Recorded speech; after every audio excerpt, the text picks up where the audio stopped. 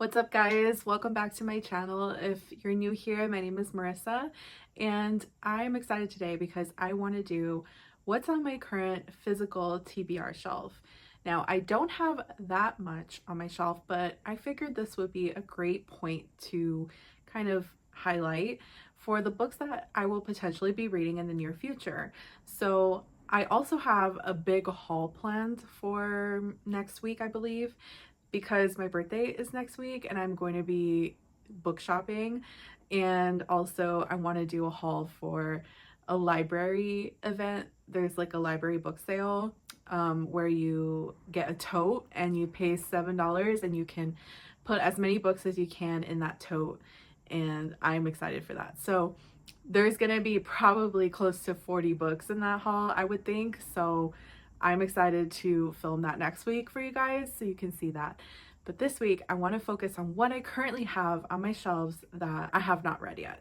And I have just one Billy bookcase and it's all the way to the ceiling. So there's a lot of books that I've read already on these shelves, but there are some that I have not. And I'm so excited. And most of these books were actually gifts that I got for Christmas from my boyfriend and one of my best friends.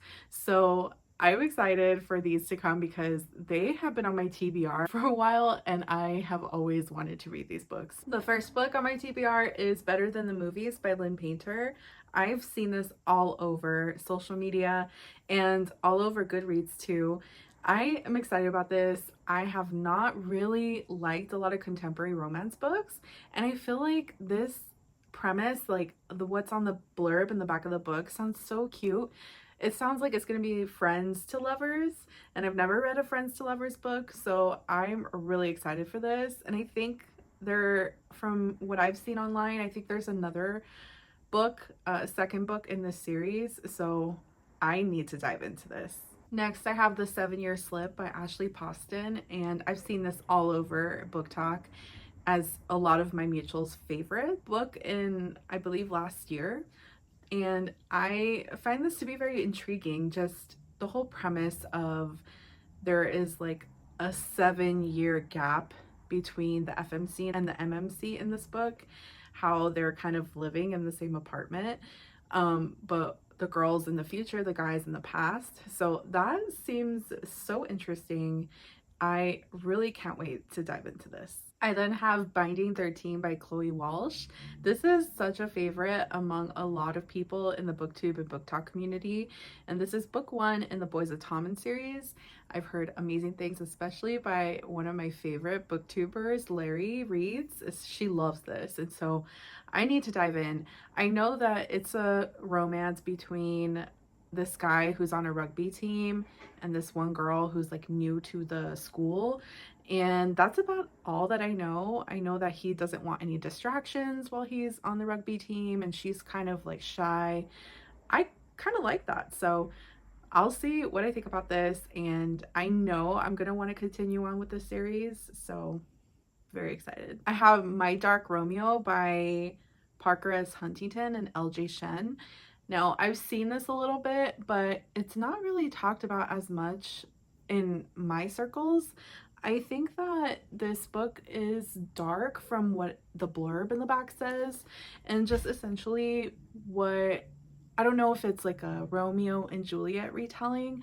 Last year I read Romeo and Juliet by William Shakespeare, and I loved it actually, like just getting to see the cliff notes and what it was all about, just because English from back in the day was so hard for me to understand. Like I remember reading it in English class and in high school, and it was so difficult. But I don't know, this seems like it's like a Romeo and Juliet retelling. Just like it says, you know, it was supposed to be a harmless kiss at a lavish debutante ball.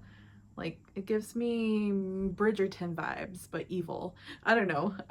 I'm really excited to see what this is about. I know that this is also a series, and yeah, like I just love when the pages, like there's dark pages and light pages in there. That really, I love that. So yeah, we'll see how this goes. I then received Break Me by K.A. Tucker, And this is book 2 in this series. It's the Wolf Hotel series. My boyfriend accidentally got the second book, and he said he's gonna get me the first book, so I'm gonna hold him to it. But I'm gonna have to get book 1 in order to read this one. But I think from what I gather, it's like a workplace romance, like the boss and an employee. Never read something like that, so it seems very interesting. I wonder if I'll like it. But yeah, I need to get book 1. That actually reminds me, I need to let him know, like, hey, what's up? I need book 1, you know? Any excuse to get more books, right? I then have 11/22/63 by Stephen King.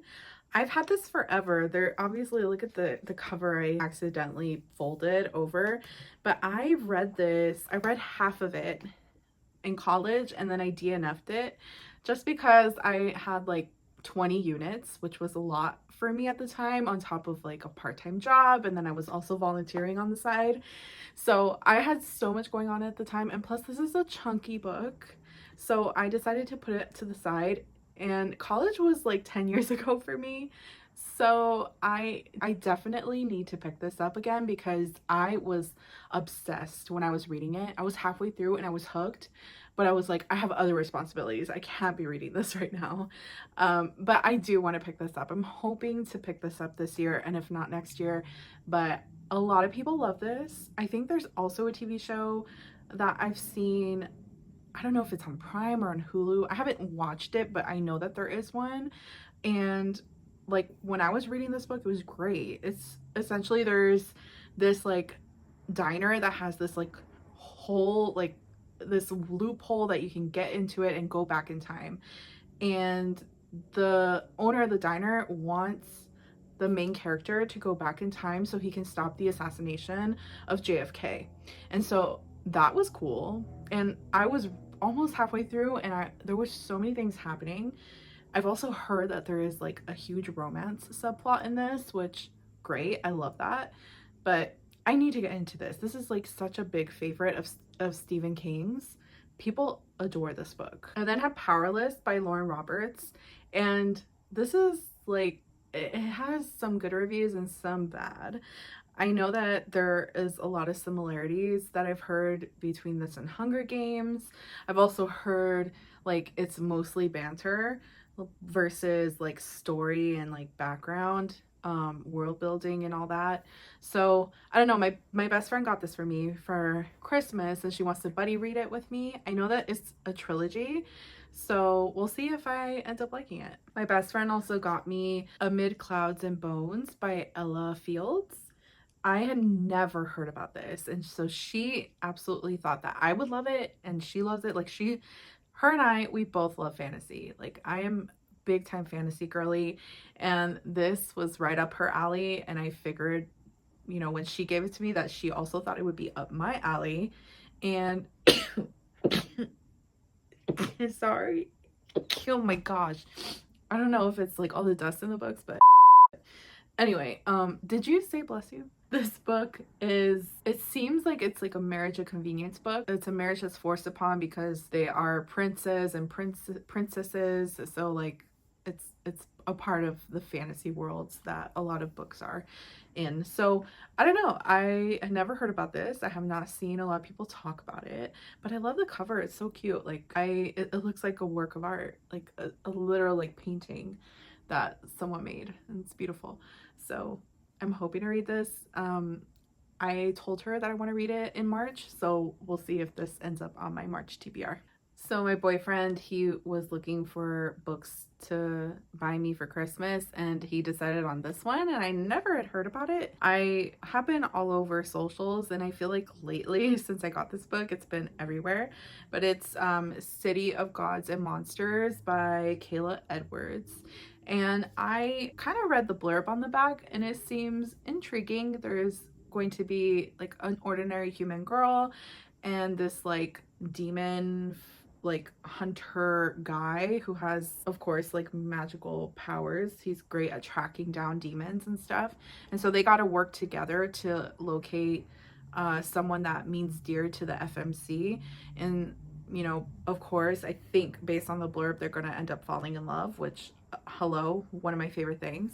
And so I'm really excited to read this. And I know it's a big series and it's a chunky book. It's like 700 pages, but I love that. In fantasy books, if it's a big book, I'm on board with that. I am excited for this one and this series as a whole. I think one of my friends that I met through TikTok is actually reading this, so I really want to see what her thoughts are. Next, I have One Dark Window by Rachel Gillig. And how can I call myself a fantasy lover if I have not read this book yet? It's quite shocking because it's only a duology, so it shouldn't be too difficult, and they're very small books. So I need to read this ASAP just because everyone's talking about it and says that these are one of the best fantasy series that they've ever read. So I need to check this out immediately, expeditiously. Like, I heard the magic system is unmatched. Like, it's so different than other fantasy series, and so I need a little bit of change. I feel like a lot of fantasy books are quite similar, so it'll be nice to have a little change of pace. Next, I have The Women by Kristin Hannah, and I am excited for this because I'm reading it this month. I've already prepped like my pages and how many pages I'm going to read. And I know that this has to do with women who fought or served during the Vietnam War. And that's about all that I know about it. But one of my friends is just really excited for me to dive into Kristin Hannah books. I do love historical fiction, and I feel like this will absolutely devastate me or move me in a way that I will never see coming. And so I'm excited for this. I don't think it's that big of a book. I just don't like hardcovers that much. So I'm going to have a little bit of difficulty. Probably going to read it through my Kindle if I can. I'm excited. I'm excited to dive into Kristin Hannah. Speaking of Kristin Hannah, I also have The Nightingale by Kristin Hannah as a book I need to read, and I don't know, I feel like I need to prepare for this book because I've heard that it is just heartbreaking and really hard to read.